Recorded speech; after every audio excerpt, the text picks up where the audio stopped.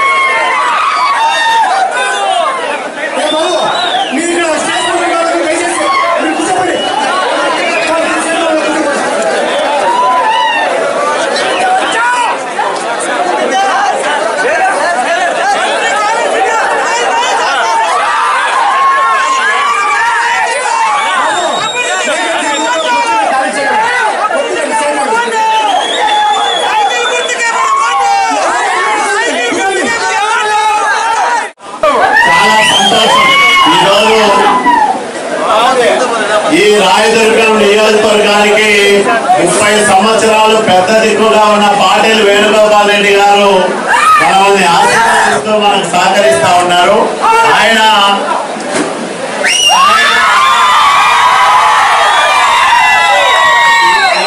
నాకంటే ఎక్కువ కష్టపడి మరి మనల్ని గెలిపించాలి, రాయదుర్గాన్ని బాగు చేసే దాంట్లో నేను కూడా ప్రముఖమైన పాత్ర పోషించాలని పట్టుదలగా పనిచేస్తా ఉన్నాను. మరి మీ అందరితో కూడా కలిసి తిరుగుతున్న నా కొడుకు భరత్ చాలా రోజులుగా మనం ఈ సమయం కోసం వేచి చూస్తా ఉన్నాం. ఎందుకంటే మన కష్టానికి కూలి అడిగే సమయం వచ్చింది. కుట్రలు కుతంత్రాలు చేసే కాపురాంతరానికి పరిస్థితి ఎట్లయిందంటే అదేదో పిల్ల వచ్చినా మరలు రావలేదని రాయదుర్గంలో 2014లో మనం ఓడిస్తే ఎక్కడికి పోయినాడు? తట్టా బుట్టా సర్దుకొని బళ్ళారికి పోయి మళ్ళా 4 ఏళ్ల తర్వాత మళ్ళా రాయదుర్గం వచ్చి తగుదనమ్మా అంటే మళ్ళీ ఎలక్షన్లలో పోటీ చేస్తా ఉన్నారు. అంటే 4 సంవత్సరాలు ప్రజల గురించి పట్టించుకున్నాడు. రాయదుర్గం మొహం చూడనోడు ఎలక్షన్ల సీజన్ లో రాయదుర్గానికి వచ్చిన కాపురామచంద్రారెడ్డిని ఆదరిస్తారా? 5 ఏళ్లు ప్రజల కష్టాల్లో ఆ సమస్యల్లో వాళ్ళకు తోడుగా ఉండి వాళ్ళకు ఒక భరోసానిచ్చి శాశ్వతంగా కరువుకు రాయదుర్గాన్ని దూరం చేస్తున్న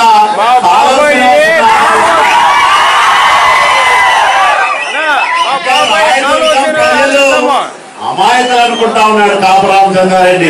అమాయకులు కాదు, ఉన్న సింహాలు ఆ తెలుగు సోదరులు. ఎందుకంటే వీళ్ళందరూ కూడా దుర్మార్గులు, దౌర్జన్యపరులు, దొంగలు, దోపిడీదారులు. వీళ్ళందరూ కూడా ఒకటైనారు. ఈరోజు జగన్మోహన్ రెడ్డిని చూస్తా ఉంటాం. పైన ఏదుంటే కింద కూడా అదే ఉంటుంది. కాకి కడుపున సింహం ఉంటారు, కాకి పిల్లే ఉంటుంది. కాబట్టి అవినీతి పరుడైన జగన్మోహన్ రెడ్డికి కాపురామచంద్రారెడ్డి నాయకుడిగా కనిపిస్తారు తప్ప వేరే ఎవరు కనిపిస్తారు. ఎవరైనా పాటిల్ వేణుగోపాల్ రెడ్డి లాంటి సీనియర్ నాయకుడిని దూరం చేసుకుంటారా? ఆయన్ని అవమానం పాలు చేస్తారా? ఆయన దయాదాక్షిణ్యాలతో ఎమ్మెల్యే అయిన కాపురామచంద్రారెడ్డి వేణుగోపాల్ రెడ్డి గారి పట్ల ఎట్లా ప్రవర్తించాడో మనం చూసాం. ఈ రోజు వీళ్ళందరూ కలిసి రాయదుర్గానికి కాలువ శ్రీనివాస్కి ఏం సంబంధం అంటారు? అసలు కాపురామచంద్రారెడ్డికి రాయదుర్గానికి ఏం సంబంధం అంటే వీళ్ళందరూ ఎక్కడో గుమస్తాలుగా బళ్ళారులో వీళ్ళిద్దరూ గుమస్తాలు. ఎవరు? కాపురామచంద్రారెడ్డి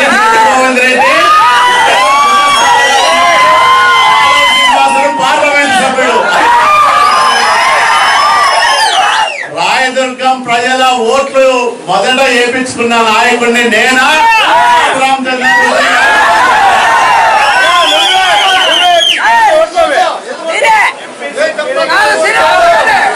ఈరోజు వీళ్ళందరూ కూడా నన్ను ప్రశ్నిస్తా ఉన్నారు.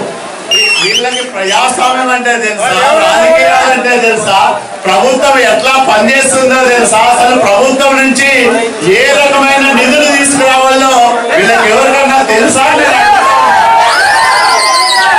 సంపాదించేది ఒకటే తెలుసు, అవునా కాదా?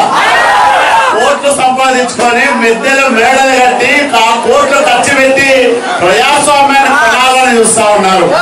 ప్రజలు ఈ రోజు ప్రజాస్వామ్యాన్ని బతికించుకుంటారు.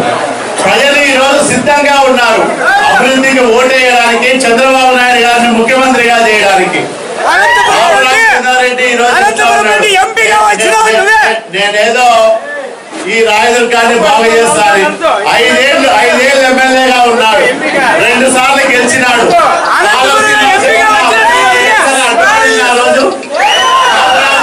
ఏమన్నా అడ్డుపడ్డాడా? నేను 5 ఏళ్ళు ఎవడు చేయొద్దన్నాడు నిన్న అభివృద్ధి? ఏం చేసావు నువ్వు? ఎప్పుడు రాయదుర్గం బాగోగులు పట్టించుకొని నువ్వు ఈ రోజు వచ్చి రాయదుర్గాన్ని బాగు చేస్తానంటే నమ్మడానికి ఇక్కడ ఎవరు కూడా సిద్ధంగా లేరు. 5 సంవత్సరాలు మనం కష్టపడి పనిచేసాం, ప్రతిరోజు ప్రజల కోసం పనిచేసాం, ప్రతి క్షణము ఈ రాయదుర్గం బాగుపడాలని పట్టుదలతో పనిచేశాం. 4,500 కోట్ల రూపాయలు నిధులు తీసుకొచ్చాం. మనం చేస్తున్న కార్యక్రమాలు ఈ రోజు రాయదుర్గం రోడ్లు చూసినా, బైరవాణి తిప్ప ప్రాజెక్టు ప్రతి అడుగులోనూ నా కష్టం కనిపిస్తుంది, నా శ్రమ కనిపిస్తుంది, నేను పడిన తపన కనిపిస్తుంది. ఈ రాయదుర్గం బాగుపడాలని, ఏ ప్రాంతానికి తీసుకునే విధంగా రాయదుర్గం అభివృద్ధి చెందాలని నేను తపన పడతా ఉంటే నా వెనకాల చేరి కొంతమంది కుట్రలు చేస్తా ఉన్నారు. నా మంచితనాన్ని ఎవడు కూడా అసమర్థత కింద తీసుకుంటే రాజకీయంగా ఎవడు ఆగలేడు, మా విజయాన్ని ఎవడు ఆపలేడు. శక్తి ఉందా? ఎవరికి లేదు.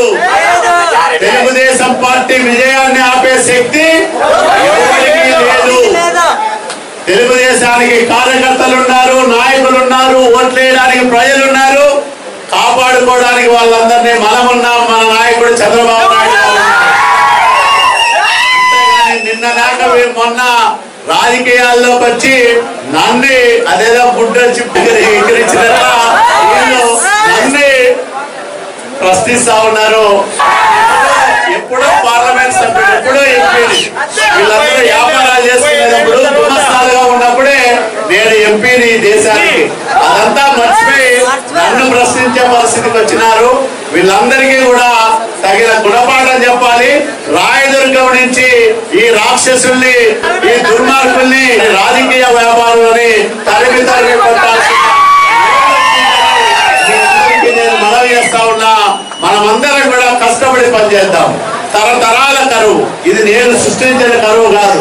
రాయదుర్గం కరువుకు కాలువ శ్రీనివాసులు కారణం కాదు, కానీ రాయదుర్గం నుంచి కరువును పారదోలుతున్నది మాత్రం కాలువ శ్రీనివాసులు. ఎప్పుడో తరతరాలుగా ఈ రాయదుర్గాన్ని వేధిస్తున్న కరువు, ఈ రాయదుర్గం ప్రజల్ని బాధిస్తున్న కరువును నేను పారదోలుతా ఉన్నా. 1,00,000 ఎకరాలకు నీళ్లు ఇవ్వబోతా ఉన్నా. అడుగడుగునా అభివృద్ధి చేస్తా ఉన్నా. పిల్లలకు మంచి చదువులు నేర్పిస్తా ఉన్నా. అట్లాగే రాయదుర్గంలో అడుగడుగునా అభివృద్ధి కార్యక్రమాలు చేసి ప్రజల ఆశీర్వాదం పొందుతా ఉన్నా. ప్రజల అండదండలతో ఈ రోజు రాష్ట్రంలో రాజకీయాల్లో నేను కూడా ఒక క్రియాశీల పాత్ర పోషించే అవకాశం వచ్చింది. రాయదుర్గానికి ఎవరు కూడా గతంలో మంత్రి కాలేదు. మొదటి అవకాశం నాకే వచ్చింది. ఆ అవకాశం నాకే ఇచ్చారు. కాబట్టి నేను దాన్ని ఎక్కడా కూడా దుర్వినియోగం చేయలేదు. నన్ను ఎన్నుకున్న ప్రజల కోసం, వాళ్ళ కష్టాలు తీర్చడం కోసం, వాళ్ళ కన్నీళ్లు తొడవడం కోసం నిరంతరము నేను కష్టపడి పనిచేస్తా ఉన్నా. వాళ్ళ అభిమానం నిజంగా మాటల్లో వర్ణించలేంది. ఏ గ్రామానికి పోయినా, ఏ వార్డుకు పోయినా నిండు మనసుతో వాళ్ళ సొంత అన్నలాగానో లేకపోతే వాళ్ళ కుటుంబ సభ్యుడిలాగానో నన్ను అభిమానించి వాళ్ళు ఆహ్వానించి వాళ్ళ ఇళ్లలో కాఫీనో మిక్చరో ఏదో ఒకటి పెట్టి నువ్వు గెలుస్తావు, నువ్వే రావాలి మళ్ళీ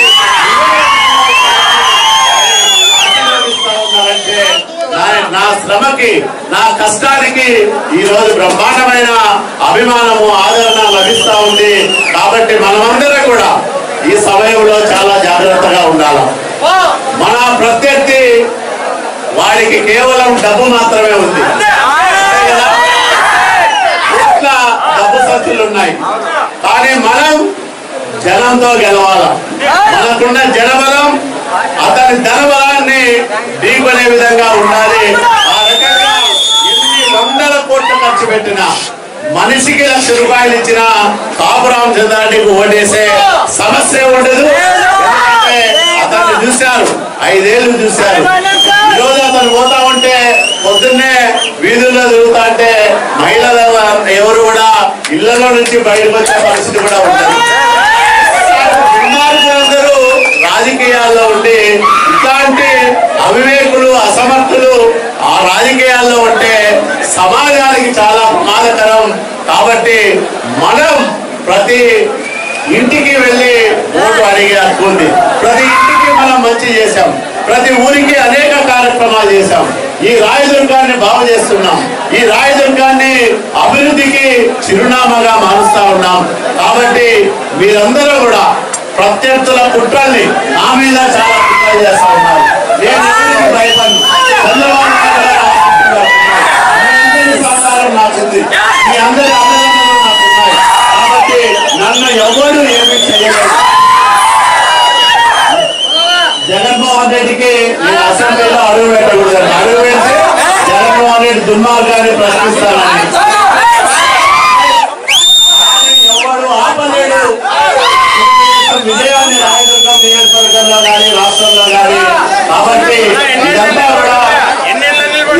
కూడా డబ్బుకు మరి మంచికి జరుగుతున్న ఎన్నిక, నీతికి అవినీతికి మధ్య జరుగుతున్న ఎన్నిక, అసమర్థతకి సమర్థతకి మధ్య జరుగుతున్న ఎన్నిక.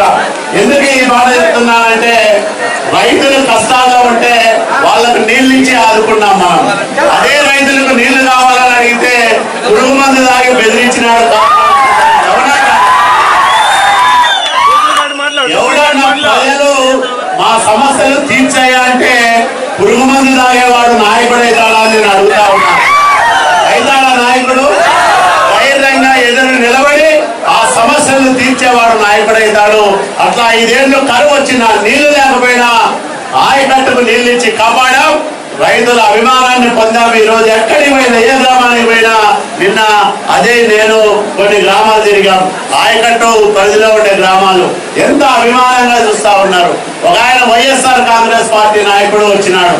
అయ్యా నాకు 30 ఎకరాల పొలం ఉంది, బ్రహ్మాండంగా పంటలు పండించుకుంటా ఉన్నా, ఎకరాకు 58 బస్తాలు వచ్చినాయి. నేను నీకు ఓటేయకపోతే నన్ను నాకు ద్రోహం చేసుకునే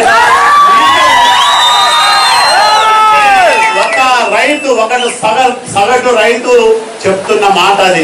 మరి ఆ రకంగా మనం చేసిన సేవలు ప్రతి మనిషిలోనూ బ్రహ్మాండంగా ఉన్నాయి. కాబట్టి అందరూ మనల్ని అభిమానిస్తా ఉన్నారు. మీరందరూ కూడా వైఎస్ఆర్ కాంగ్రెస్ పార్టీ నాయకులు చేసే కుట్రల పట్ల జాగ్రత్తగా ఉండాలా. అదే చెప్పినట్లు కులాలు రెచ్చగొడతారు. మీరందరూ చూశారు, కాపు రామచంద్రారెడ్డి మెట్టుగోవింద రెడ్డి ఇద్దరు చట్టాపట్టాలు వేసుకొని డ్యాన్స్ వేసినారు. ఎడ్ల సంఘం మీటింగ్ పెట్టినారు, సంతోషమే. మనమేం దానికి వ్యతిరేకం కాదు. మన దగ్గర ఉన్న వాళ్ళు అన్నదమ్ముల కంటే ఆప్యాయంగా నన్ను చూసుకుంటా ఉన్నారు. ఎడ్లందరూ కూడా చాలా మంది ఉన్నారు మన దగ్గర. కానీ అది జరిగిన వారానికే సాక్షి పేపర్లో పెద్ద ఫోటో వేసినారు. ఏమని?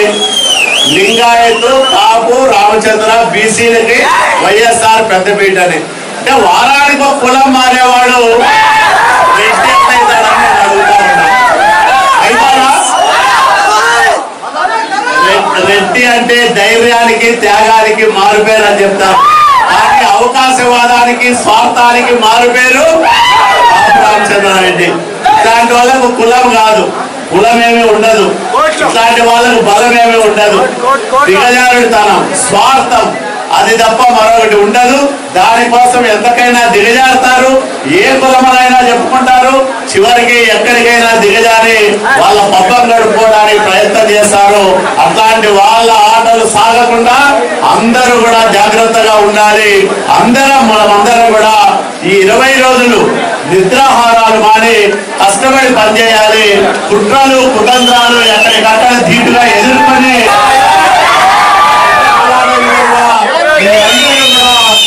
కష్టపడి పనిచేయాలని మిమ్మల్ని పేరు పేరున కోరుకుంటూ మీ అందరూ